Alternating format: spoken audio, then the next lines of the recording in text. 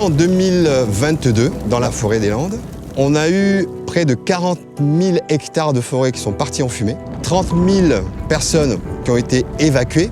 Donc là, on est quand même face à une situation catastrophique.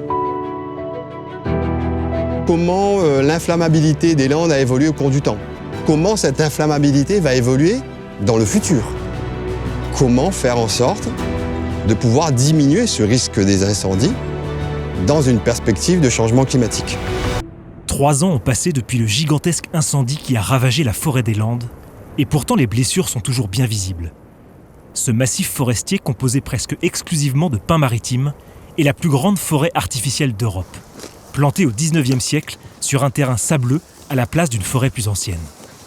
Elle est aujourd'hui le terrain d'étude d'une équipe scientifique conduite par le paléoécologue Adam Ali. On voit encore les stigmates donc, de ce feu de 2022. Donc on voit clairement, en faisant un rapide tour du paysage, que ce feu a été assez important. On va essayer de voir dans cette zone là-bas si on a des zones humides et un peu de sédiments. À travers le projet de recherche Fireland, ces scientifiques tentent de reconstruire l'histoire de la végétation des Landes qui s'est modifiée au fil des millénaires par l'action du climat, des incendies ou des humains. Et pour cela, ils sont en quête d'indices. Des grains de pollen, témoins des végétaux qui vivaient ici dans le passé, et des restes de charbon de bois, marqueurs des incendies qui ont balayé les lieux. Ces indices sont conservés dans les sédiments au fond des lacs et des tourbières.